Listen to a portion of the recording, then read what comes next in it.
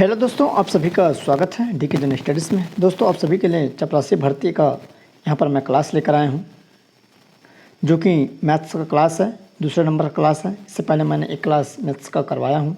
अगर आपने नहीं देखे होंगे तो नीचे आपको लिंक मिल जाएगा प्लेलिस्ट में, या फिर जाकर देख सकते हैं। तो चलिए आगे बढ़ते हैं। यह मैथ्स का दूसरा क्लास है, जो कि बेसिक क्लास है, जिसमें आपका गुणा, भाग, लघुत्तम इत्यादि से मैं यहाँ पर प्रश्न सेलेक्ट किया हूँ, और ऐसे ही प्रश्न आपके एग्ज़ाम में आएंगे। लगभग आपके 15 से 20 प्रश्न जो CGPSC प्यून भर्ती है उसमें पूछे जाने की संभावना है, तो इसे साफ साफ तैयारी करिए। तो चलिए आगे बढ़ते हैं। यहाँ पर दूसरा क्लास। दोस्तों, चैनल में पहली बार आए हैं तो चैनल को सब्सक्राइब जरूर कर लें, साथ ही साथ बेल घंटे के आल बटन को भी प्रेस कर लें, ताकि जब भी मैं कोई नए वीडियो अपलोड करूँ उसका नोटिफिकेशन आप तक अवश्य पहुँचे। जो भी प्यून की तैयारी कर रहे हैं या व्यापम के कोई भी एग्ज़ाम की तैयारी कर रहे हैं तो चैनल को जरूर से सब्सक्राइब कर लें, साथ ही साथ बेल घंटी के भी आल बटन को प्रेस कर लें।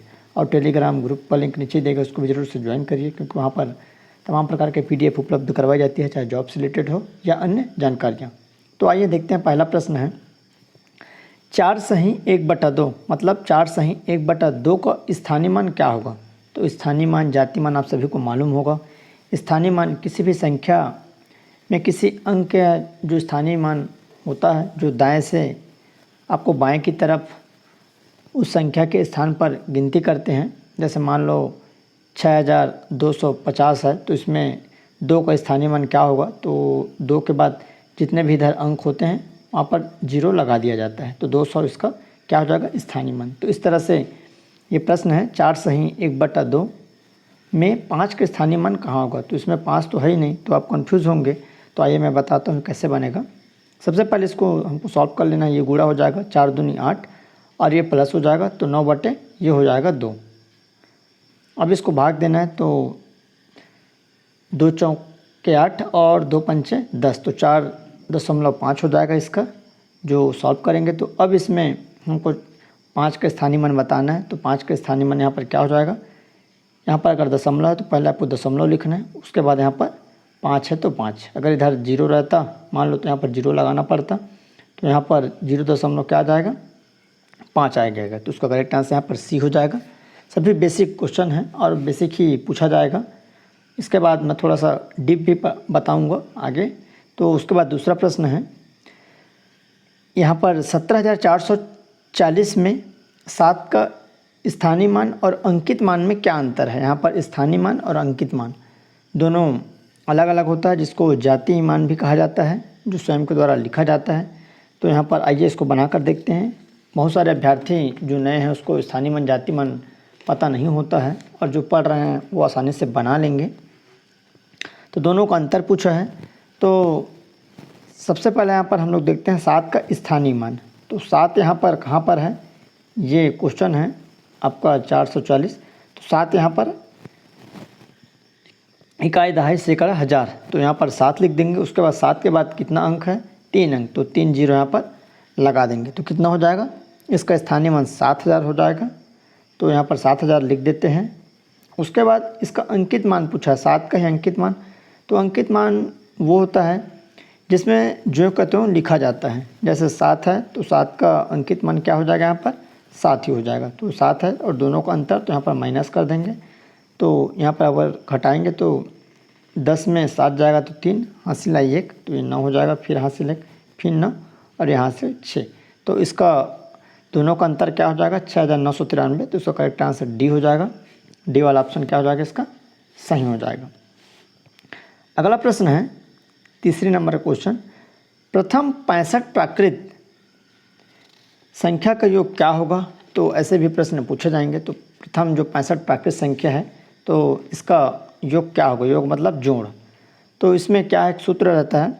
तो सूत्र क्या है, n कोष्टक में n+1, फिर कोष्टक बंद, और इसके नीचे बटा 2 हो जाएगा। अब हम n इसमें किसको मान लेते हैं, 65 को n मान लिए, और उसके बाद यहाँ पर फिर n है तो 65+1 हो जाएगा, जो सूत्र बताया उस पर, और यहाँ पर 2 हो जाएगा। ठीक है, आगे बनेगा आपका 65 × 66, और नीचे यहाँ पर 2 हो जाएगा, तो ये कट जाएगा, 33 आ जाएगा। तो 65 × 33 को गुणा करेंगे तो कितना आएगा, लगभग करके देख लीजिएगा, 3 6 के 18 है ना। तो इस तरह से तो आपका 2145, तो इसका करेक्ट आंसर क्या हो जाएगा, बी हो जाएगा। इसका सही आंसर 2145 आ जाएगा। अगला प्रश्न है चौथे नंबर का, प्रथम विषम प्राकृतिक संख्याओं का योग क्या होगा। तो यहाँ पर विषम बोला गया है, पहले प्रथम प्राकृतिक बोला गया था, अब विषम प्राकृतिक जो संख्याओं का योग क्या होगा। तो इसका भी सूत्र है, इसका क्या करना रहता है, जो भी बोला रहता है, जैसे मान लो 40 विषम संख्या है 20 या 10, तो यहाँ पर सीधा सीधा हम लोग स्क्वायर कर देते हैं। जैसे 20 प्रथम विषम संख्या बोला है तो इसका स्क्वायर कर देंगे, तो ये कितना हो जाएगा 20 × 20, तो ये हो जाएगा 400। इसको अगर आप गुणा करेंगे तो कितना हो जाएगा 400।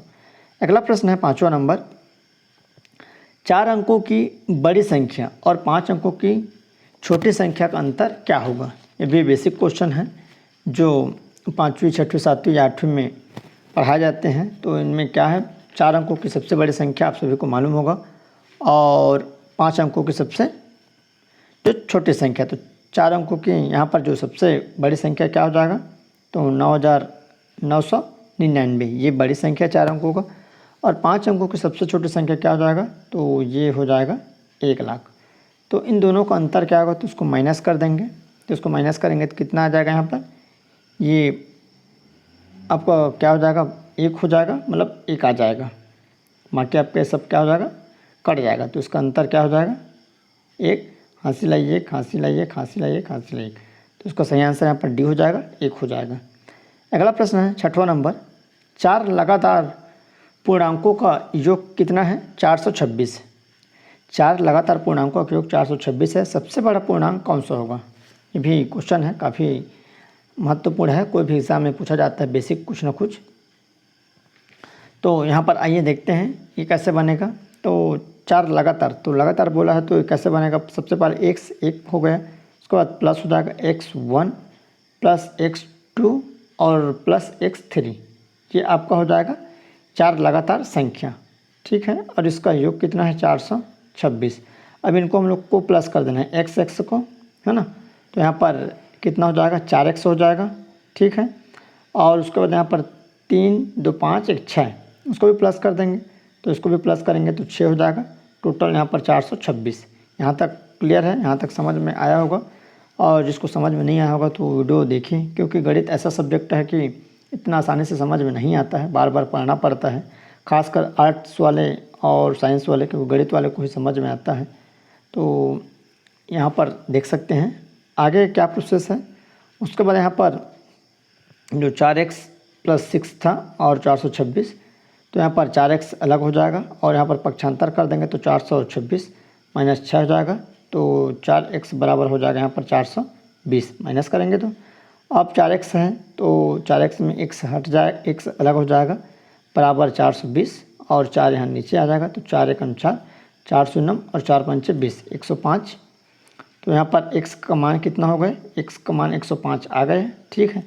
अब इसमें सबसे बड़ा पूर्णांक कौन सा है बोला है, तो यहाँ पर जो लिखा था x3 तक, तो उसमें आपको जमा देना है। x का मान कितना मिला 105, है ना। फिर x + 1 तो 106 हो जाएगा, x + 2 तो 107 हो जाएगा, और x + 3 तो 108। तो सबसे बड़ा मान कौन सा हो जाएगा, 108 हो जाएगा। तो उसका सही आंसर यहाँ पर डी हो जाएगा। नेक्स्ट क्वेश्चन है दोस्तों, आप सभी के लिए लगातार यहाँ पर मैं कंटिन्यू सिलेबस वाइज क्लास लेकर आ रहा हूँ। बहुत सारे मैंने यहाँ पर क्लास करवा रखा है, चाहे सामान्य ज्ञान हो या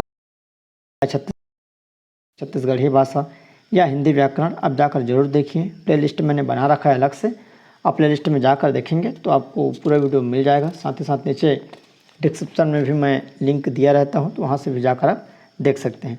7वां क्वेश्चन है, एक अगरबत्ती के पैकेट में 50 अगरबत्ती है और एक बॉक्स में 60 दर्जन क्या है, अगरबत्ती है।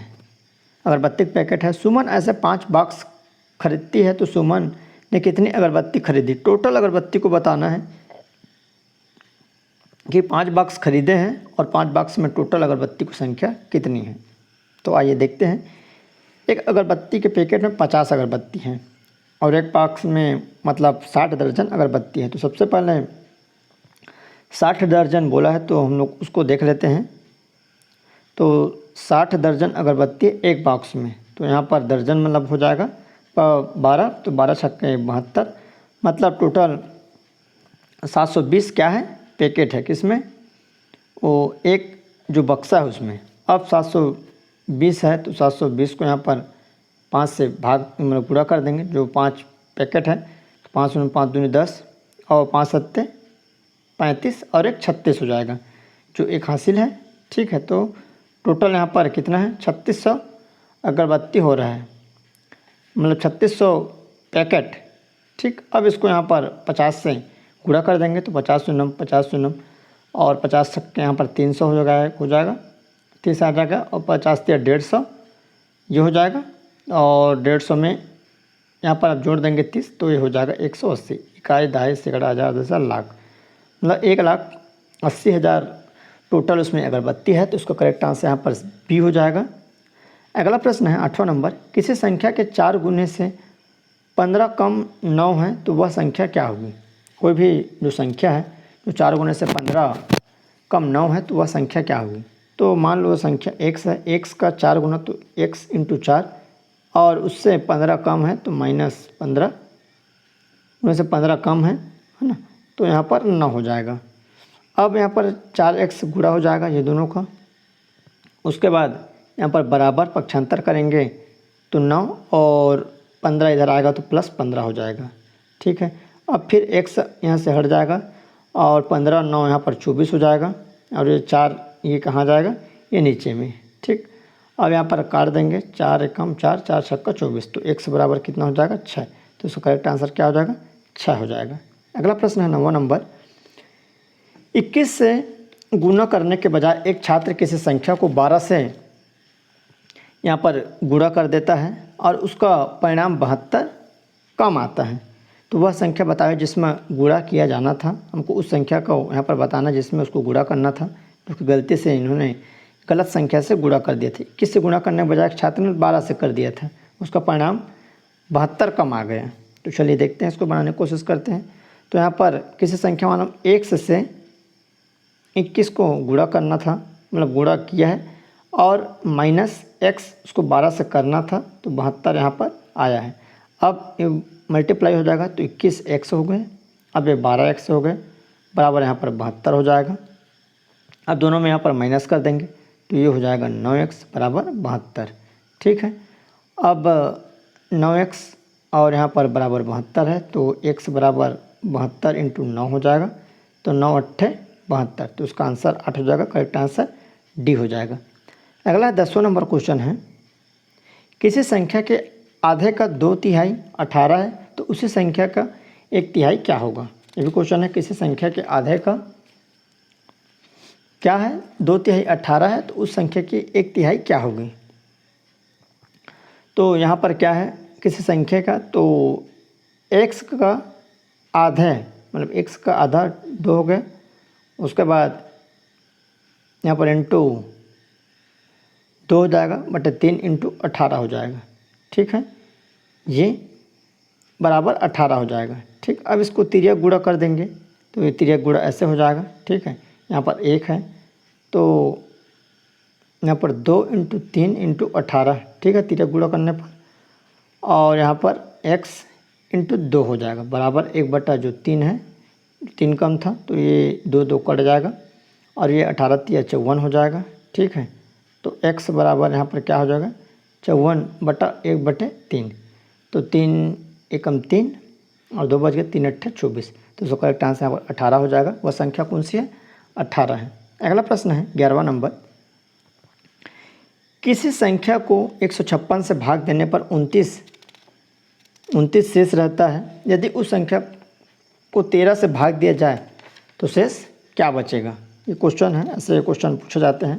तो ये 11वां नंबर का क्वेश्चन है, किसी संख्या को 156 से जो भाग देना था, तो यहाँ पर सिंपल सी है, मतलब सूत्र है, मान के चलिए भाजक और इंटू भागफल। तो सिंपल इसको सीधा सीधा भी बनाया जा सकता है। मान लो 156 है, ऐसा क्वेश्चन अगर आता है तो 156 से भाग देने पर 29 शेष रहता है, तो 156 और 29 को यहाँ पर ऐड कर देंगे, तो 9 6 15, और ये कितना हो जाएगा 8, और ये 185 वह संख्या मान के चलिए 185, ऐसा क्वेश्चन आ रहा है, सीधे सीधे इसको जोड़ दीजिए और यदि उसी संख्या से 13 से भाग देना था तो 185 को 13 से हम लोग भाग देंगे तो शेष क्या बचेगा ये है।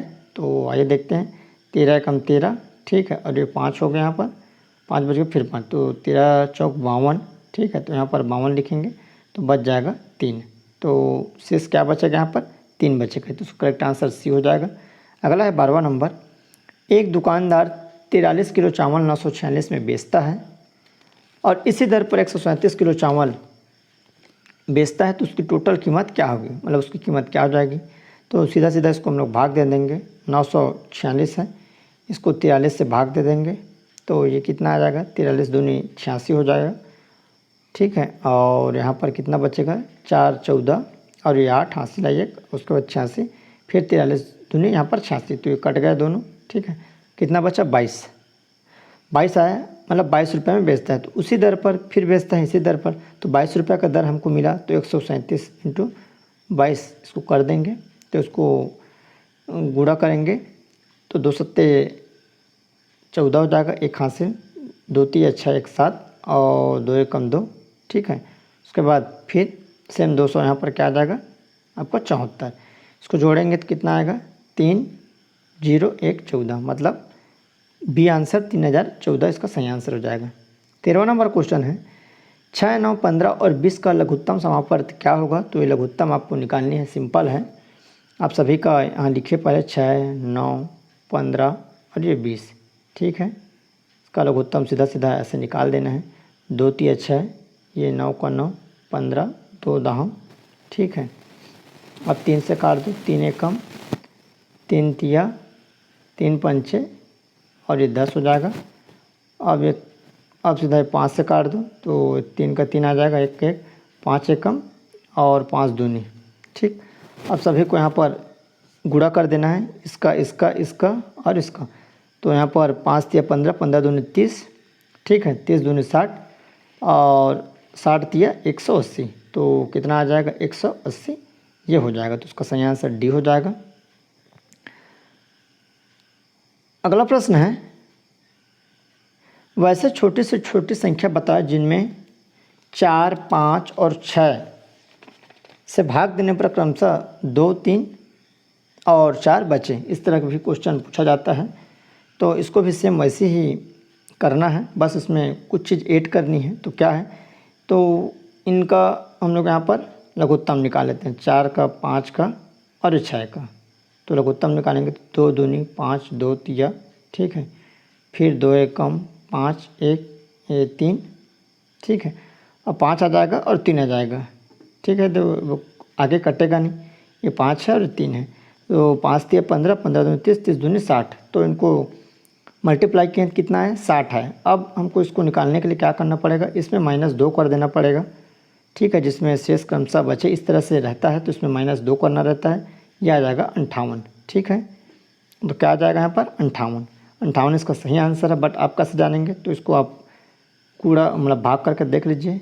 अगर 4 से हम लोग भाग देते हैं इस 4 से 58 को, तो 4 एकम 4 और 1 18, 4 चौक 16, तो 16 18 माइनस करेंगे तो 2 से हो जाएगा, तो 2 आ गए। उसके बाद फिर 58 में हम लोग 3 का भाग कर देख लेते हैं, तो 3 दूनी 6, 3 एकम 3, 2 आ गए, और यहाँ पर 28 और 3 अट्ठे 24, ठीक है, तो 24 और 4, यहाँ पर 58 को हमको 3 से नहीं 5 से भाग देना था, थोड़ा सा मिस्टेक हो गया था, 5 से देना था, तब यहाँ पर 3 बचेगा, 5 एकम 5, ठीक है। अब ये 8 बच जाएगा, तो 5 एकम 5, 5 इसमें माइनस करेंगे तो 3, तो इस तरह से आप इसको चेक कर सकते हैं। अगला प्रश्न है 15वां नंबर, 3 लकड़ी के खंभे क्रमशः 36 मीटर 63 मीटर 54 मीटर लंबे हैं, इन्हें बराबर लंबाई में छोटे टुकड़ों में क्या करना है, इसको बांटना है, और प्रत्येक गुटके की अधिकतम लंबाई क्या होगी, उसको हम लोग टुकड़े में बांटेंगे बराबर, तो इसके जो अधिकतम लंबाई है क्या हो जाएगा, तो इसको भी सेम उसी प्रोसेस से करना है। इसका महत्तम निकलेगा जिससे कटेगा, तो आइए देखते हैं, 36 हो गए, 63 और ये 54, ठीक। इसको हम लोग सबसे पहले 3 से काट देते हैं, 3 एकम 3 दूनी 3 दूनी 3 एकम 3 एकम और 3 अट्ठे, फिर ये कट जाएगा 3 से 3 चौक 3 सत्ते 3 छक्के। अब इधर नहीं कटेगा क्योंकि हमको ऐसे यहाँ पर अक्षरों से काटना है जो एक बार में कट जाए। जो भी यहाँ पर अंक है ऐसे अंक से हमको काटनी है जो एक बार में कट जाए, जैसे महत्तम में हम लोग काटते हैं। तो ये दोनों का यहाँ पर मल्टीप्लाई हो जाएगा तो 3 × 3 हो जाएगा, तो 3 यहाँ पर 9, इसका सही आंसर हो जाएगा। तो करेक्ट आंसर ये हो जाएगा।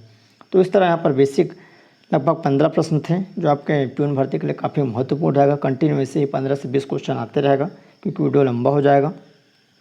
तो ऐसे ही चैनल में बने रहिए, चैनल को सब्सक्राइब कर रखे रहिए, साथ ही साथ बेल घंटे के बटन को भी प्रेस करें और वीडियो अच्छा लगे तो लाइक करें और अपने दोस्तों के साथ जो भी तैयारी कर रहे हैं उसके साथ शेयर करना ना भूलिए।